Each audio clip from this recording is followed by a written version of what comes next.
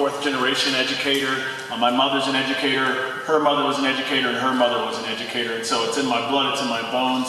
And I love teaching kids about what it is that we're doing right here this evening, about how that they can participate in their community and try to make it a better place. So I appreciate what you're doing, and I hope that all of my kids, I have about 100 of them, are going to be doing what you're doing at some point in the future. I moved here after growing up in the city of Fort Lauderdale and after going to school at the University of Miami in Coral Gables. And if any of you have been in those cities, you can understand just how easy it is. There's some alumni in the back. If you've ever been in those cities, you can understand just how easy it is to take for granted what local government does, because in the city of Fort Lauderdale and also in Coral Gables, every single thing that they're responsible for, they did to the T. I mean, I didn't have to worry about infrastructure in Fort Lauderdale. I really took it for granted that that's what government's responsible for. I didn't have to worry about crime. I didn't have to worry about business development. I didn't have to worry about the trash being taken out.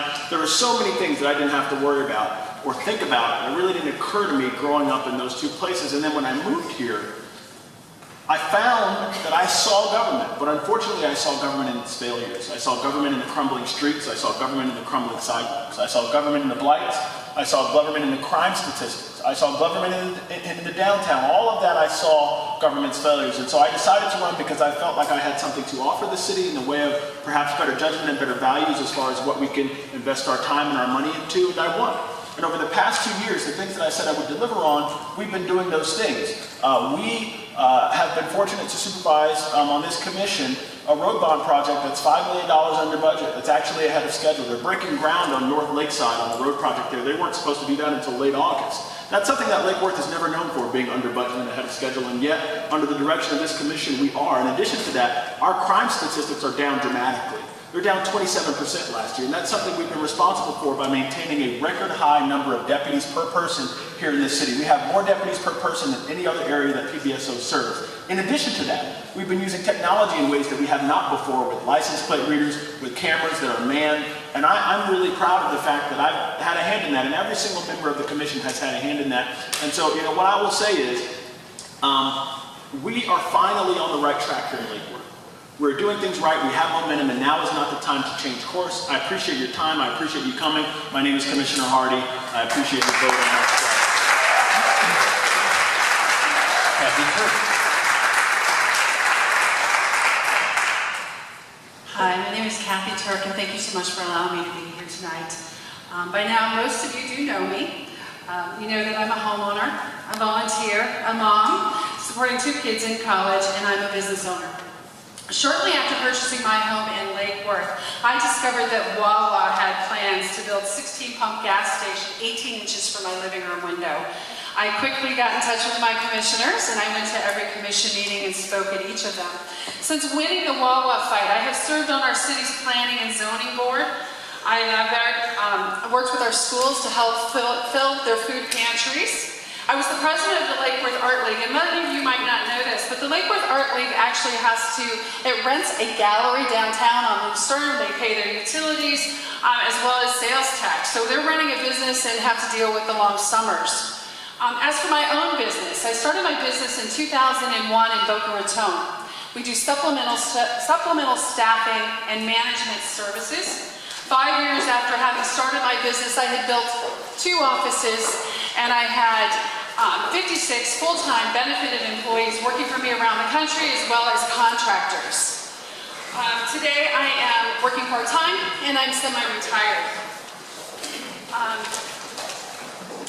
I'm running here because I learned that Lake Worth's lack of influence and affluence makes us vulnerable to outside influences, including developers who just want cheap access to 95 and West Palm Beach, and commercial owners hoping for the next Del Rey or Boca Raton. I believe our dais must be united to provide strong, consistent local government and to protect our city's assets. Those assets include our small businesses. So I've got some facts here. Studies show that locally owned businesses account for 2/3 of private sector jobs. 57 jobs are created for every $10 million spent in local businesses, compared to only 14 jobs created over at Amazon. On average, for every $100 earned by a local business, $58 makes its way to the local community, compared to $33 with chains. Local businesses businesses are civic-minded, better represent the demographics of the community, increase real estate value, and create a relationship-based economy. There's a lot of talk right now about grants and bonds and penny sales tax, and these are nice and we are grateful, but they will not last forever. We must make good use of our monies now to encourage economic growth, and so that we can be financially independent. I have spent years negotiating contracts and helping companies achieve their goals. It's time to bring my business skills, my life experience, my temperament, and my values to our dais to bring transparency and fiscal responsibility to our local government. Commissioner Robinson. Hello, I'm Commissioner Robinson from District 4. I want to welcome everyone to our wonderful casino park on the ocean. And we weren't here early enough to see the sunset. And I want to tell you that the space next door, north of here, is even larger and has much more potential than this space. I'm glad to see an organization of business leaders taking such an active interest in the future. And thank Lantana Chamber and the committee in Lake Worth for having us all together. Most of you have known me for a long time and my commitment to working for the community. I serve as the City Commission liaison to the neighborhood associations, and President Craig Frost is here just to take notes. One of the neighborhoods, Bryant Park, I founded, and I was instrumental in founding the NAPC, Neighborhood President's Council.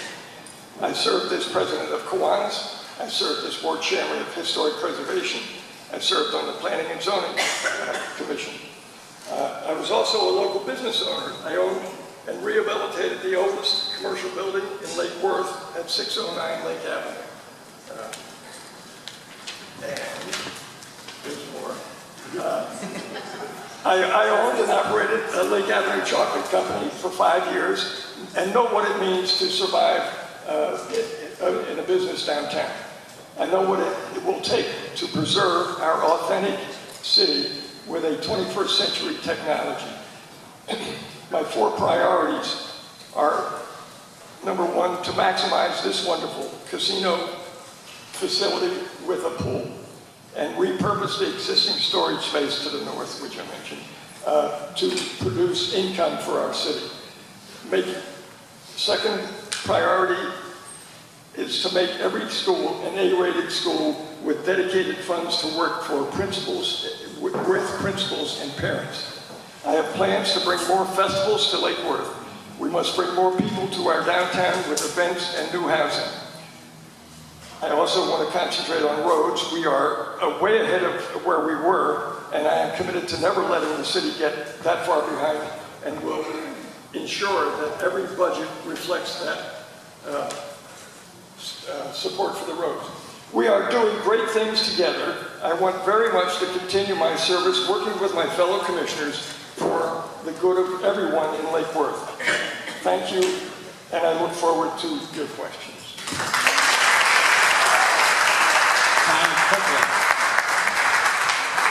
All right, well, good evening. Welcome, everybody. Thank you so much for coming out, and special thank you to Wes Blackman for organizing this, as well as Cami. Thank you guys for putting this together. I see a lot of residents out here, and that's fantastic. Thank you for coming out. I also see a lot of business owners, and to you, I want to say thank you for coming out as well, because here in this city, you may or may not be able to vote in this city if you don't live in it, but if you own a business in this city, then you do matter, and your voice does matter. And that's true for everybody in this room that owns a business. I want to just introduce myself by saying that my story is a unique one.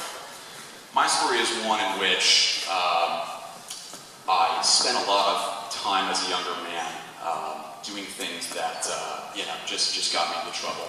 But it gave me an interesting perspective, and it gave me an interesting character that I bring to this commission that I think is something that's very unique, that's missing now. That's compassion, it's leadership, it's understanding, and it's a perspective that I think is something that is going to benefit this city. So moving on, Just a little bit about me. So I graduated from the University of Florida with a business degree after I decided that my life was something that was going to be worth living. I graduated from the University of Florida. I work right now at the law offices of Craig Goldenfarb. We're a personal injury law firm. I do all the marketing and advertising there. I'm on the executive team there. We have about 5 people who run an entire firm with about 55 people. So that's been an incredible experience. I've been there for about 6 years. Right out of school when I graduated, the economy had really taken a tank in 2008. So one of the things that I did was started a web development company. And that's really where I built my skill set for marketing and advertising.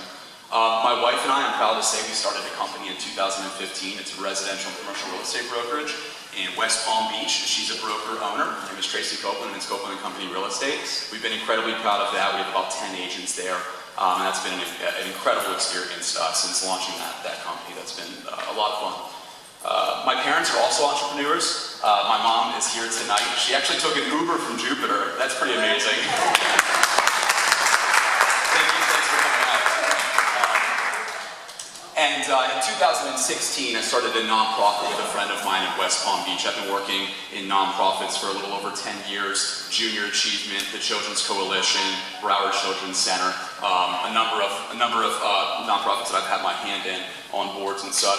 But we started a nonprofit in 2016 that's working to alleviate gun violence in the Tamarind Quarter of West Palm Beach. We started that nonprofit with a vision. It was nothing more than just an idea. And I took it by putting the first $1,000 into it, and I'm proud to say 3 years later we have $170,000 in funding this year alone. That's the kind of vision. Like you, I've got a vision. Like you, I'm a doer. Like you, I'm an entrepreneur. And that's the kind of spirit and tenacity that I want to bring to the city. I'm looking forward to sharing my vision for Lake Worth with you all. Once again, thank you so much for coming, and let's get it going. Thank you.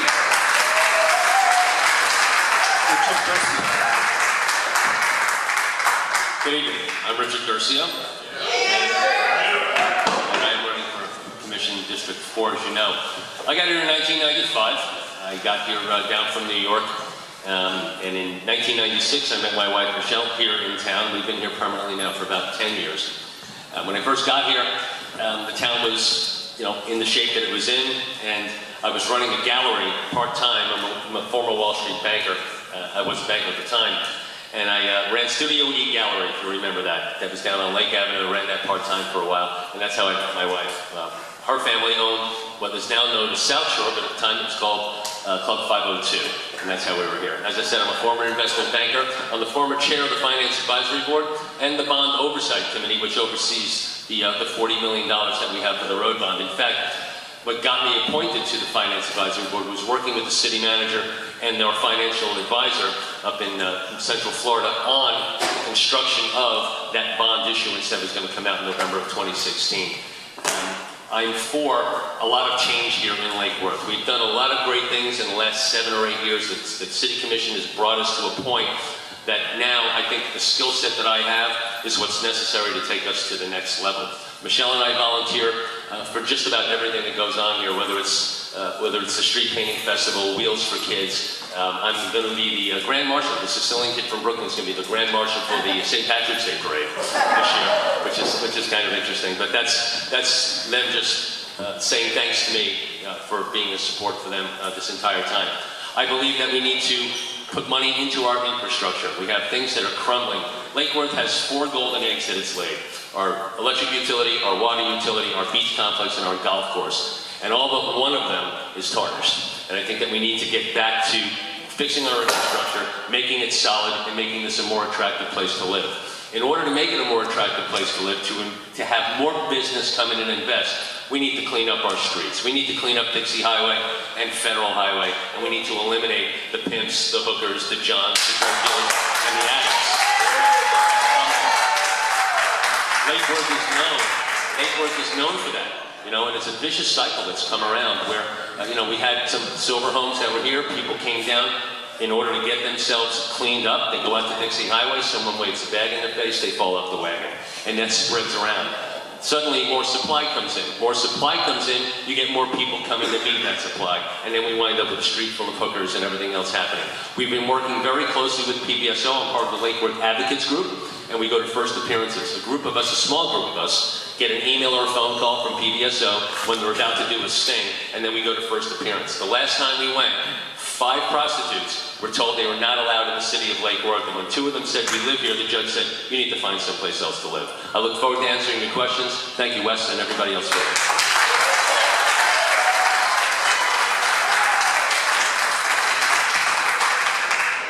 Okay, now to the questions. This particular question came from a regular meeting of the Lake Worth Business Committee. And they were wondering, people who open businesses in Lake Worth frequently get into trouble with code enforcement and are not allowed to open for a good period of time while jumping through hoops to rectify the situation.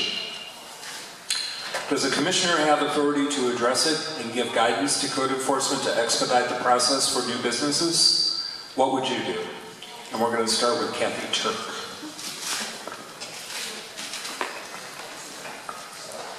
It's pretty clear that there isn't a lot, we lack consistent government and processes within Lake Worth. So it does come down to who you know and who you call. Again, one of the management services that my company has offered for many years is actually process improvement. So I've always paid a pretty close eye to that. It's important to have consistent government. One of the things that I've noticed is that there's always this argument about metal roofs. We can't have metal roofs in historic districts, and yet as I'm knocking on doors, I see metal roofs. So apparently someone knew how to call, or someone was grandfathered in. As a commissioner, I would like to work very hard, and my goal would be to have consistent processes, customer service for all of Lake Worthians. Thank you. Thank you. Herman Robinson. Good question, because I had tried to help out a code enforcement officer who was wrong, and he had an issue with my interference, which I was told by the city manager that we set policy only. So it's a good question, and we need to work with communication and transparency to make code a success. I am concerned that code doesn't get enough training and have enough flexibility and understand they have the ability to exercise their judgment in their job, and it affects their success. The city manager understands that because I told him that's what I want. But it's a direct question, and the answer is that if you don't speak up, nothing changes. But the answer is that the city manager is probably listening somewhere, and he knows that it's his job to direct the department heads, to direct the employees to do what's good for Lake Worth. Thank you. So in preparation for tonight, and in even going back as far as about a year ago when I first thought about running, I spent a lot of time talking to business owners downtown, up and down the corridors in our downtown, and even leading up to this week I've spent some time, and what I've heard from a couple of different people is this exact problem. So we had a business that came in about a year ago, Revelry, and spending some time with them over there, they had this very problem where it was a use and occupancy problem. So what we have in the city is 2 code enforcement officers that were use and occupancy officers, and we only had 2. What Code has done, what staff at Code has done, Yolanda and her team, what they've done is they've reconfigured a little bit to create some efficiencies in allowing other code enforcement officers to do use and occupancy licensing as well. So that was a really good change. I think to answer your question, what I would look to do is find those efficiencies, continue to find those efficiencies, because government is a big machine, and there's certainly efficiencies in every level of the process, and that is absolutely true for Code as well. But I think overall, I think Code is doing a good job. I think they're good for the city, and I think that we can improve that use and occupancy process by eliminating the amount of time that's done if we can continue working with the law and find other ways to do it. Right now, it's about 5 weeks, and it'd be great to see that come down a little bit. So that's one of the things that we heard about. So thanks for that question. Richard Garcia. It's a multi-part question. Does a commissioner, should a business owner be able to come to a commissioner and get a problem solved? Absolutely. That's why you elected a commissioner. to go there and get it done. Herman's answer saying that, well, the city manager told him that the city commission sets policy and he shouldn't be going to a code enforcement officer, that's mostly true. What that means is the city commission is not giving the city manager the proper direction on how to deal with code. And we do need more consistency. There needs to be, it can't be on an ad hoc basis where everything is just subjective to what that code officer feels. There should be consistent rules if you're opening a business as to how code is going to treat you in opening that business. I see that we're opening the old Rosie's is now opening, right? So Brian McVeigh is in there. He's opening an Irish pub, and he's having a very good time with code. They're treating him well. He's doing everything how it should be done. He's not having any problems. I think because the place has been closed for 20 years, they're just happy to see it open. But they're certainly doing that. So it goes back, I think, to the city commission giving the city manager the proper direction. You know, there's a lot of talk about the city manager having too much control. He's given this much direction to do a job that's this big, and he has to improvise a lot of the way along that time, and I think that you just have to tell him exactly what needs to be done. But for a city manager to tell a city commissioner that he shouldn't be talking to a code enforcement officer, I think it's just wrong. I think there just needs to be more more consistency with that, and that's what your commissioner is for. That was the top of the question, right, Wes? Yes. Now, that's what the commissioner is for. You elect him, call him on the phone, and see if he can solve the problem. If you're wrong, he's going to tell you you're wrong, but he's going to try and get to the bottom of the problem. Commissioner Harden.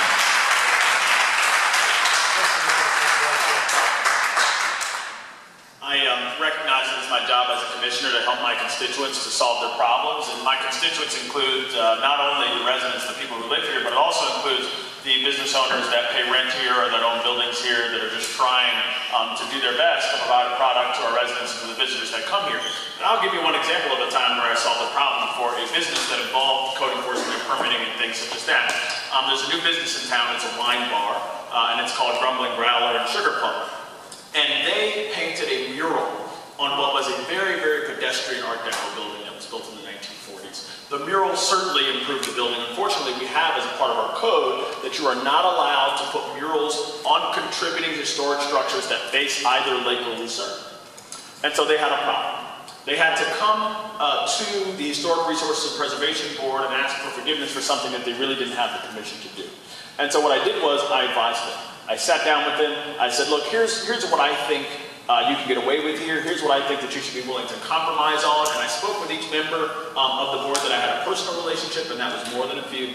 And in addition to that, I showed up at the meeting with Grumbling Growler and Sugar Plum, and I advocated on their behalf, and I said that these people are just coming here to start a business because they see opportunity here in Lake Worth, and we need to help further their dreams rather than trying to squelch their dreams with rules that don't really make sense. I also pointed out the fact that there are buildings that have frontages on, for example, Lake Lucerne, that have murals on them, murals that we explicitly ask people to draw on these buildings. For example, buildings just west of the train tracks, or buildings just east of the train tracks. And I understand that there's consistency that we have to have. And guess what? The Historic Resources and Preservation Board gave them the permission to keep those murals there, and we left with 2 happy business owners that day. And that's precisely what I believe that city commissioners are supposed to do. That's exactly what I did, and I was happy to do it, and I look forward to doing it for the next 3 years. Okay, the next question will be given to Herman Robinson. We have seen some commission meetings be more divisive recently. Instead of unanimous votes and compromise, we are seeing more 3-2 splits. Do you think that consensus and compromise is a good thing or not? Also, how and will you compromise when your best judgment differs from overwhelming public opinion? Well, certainly I think compromise and conversation is a good thing. The expectation that 5 people are going to agree on everything is not good. So I encourage the clash of ideas, and so consequently we're not going to agree on everything, but every person up there, all 5 people are committed to a better Lake Worth, and I think that the drama of saying that it's, what was the word you used? Compromise, consensus, divisive. Thank you. Divisive is not the case. it's used especially in campaign season. But I don't believe that any one of us believes that the other person is in conflict for their own benefit. I'm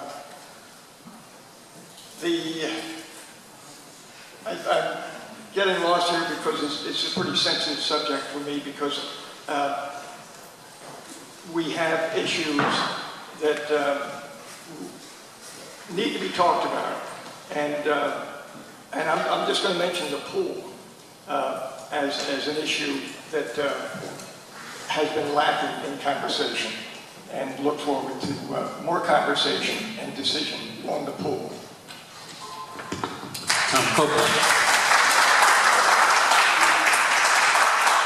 Well, I believe that the real fake campaign message is that everything is all hunky-dory and we're all good up there on the commission. That's not true. Since November, we've had commissioners slamming doors. We've had commissioners leaving in the middle of meetings. We have also had commissioners who are bringing forward their own pet projects, who are working on their own on an island. We have commissioners who are talking about banning assault weapons, creating us as a welcoming city. These are divisive national topics, and it's absolutely dividing the commission. There's no question about it. We have a commissioner who is supporting another candidate who's sitting up here tonight that's not the incumbent. We have the mayor who pulled her endorsement from the District 4 incumbent back in December, actually took it back. This is not fake, this is real. And so what your question is how do we build consensus? And the answer to building consensus is about joining the team. Consensus doesn't mean that we're going to agree on everything all the time. And I agree with Commissioner Robinson that healthy debate is a good thing. But consensus does mean that we know what's in front of us. And we know, as the commissioners, what's going to be coming down the pike for us and that we're prepared for it. And we're prepared to have discussions. That we go into the meetings prepared to have the discussion, kind of knowing where you're at, being open to listening to what your fellow commissioners have to say, of course listening to the public, but then making a decision on the topic that's at hand and moving forward. And you do this with city business and only city business all of the time. So building consensus is about joining the team and understanding that you are part of a team. That's really, to me, what consensus is all about. I look forward to bringing that to the commission as your District 4 Commissioner. Thank you. Mr. I think the real D word is dysfunction. That's what's actually been happening up there. When you have, again, just personal agendas, this sniping, there's just this divisiveness that's going on, but dysfunctional is what really happens there. When we have a situation where a commissioner, Herman, tries to pull something from an agenda, which rightfully so he's allowed to do, the mayor's not in the room and it's 2-on-2. And it winds up being 2 against 2, and they decide to then reorder the agenda to allow presentations to go first because people are waiting. Then they still locked on reordering the agenda, on pulling this item from the agenda. The city manager and the city attorney go in the back room, go in the hallway. Then the vice mayor, who's running the meeting, goes in the hallway, and they come back and they say, we have an answer. Well, why wasn't that answer told to us in the room while you guys were sniping about it for the last 45 minutes? These are the sorts of things that are going on the dais. As far as coming to consensus goes, again, you can't expect everyone to agree, but you don't want everyone to agree on everything because that's not going to work either. You do have to have some sort of a give and take, and you have to take it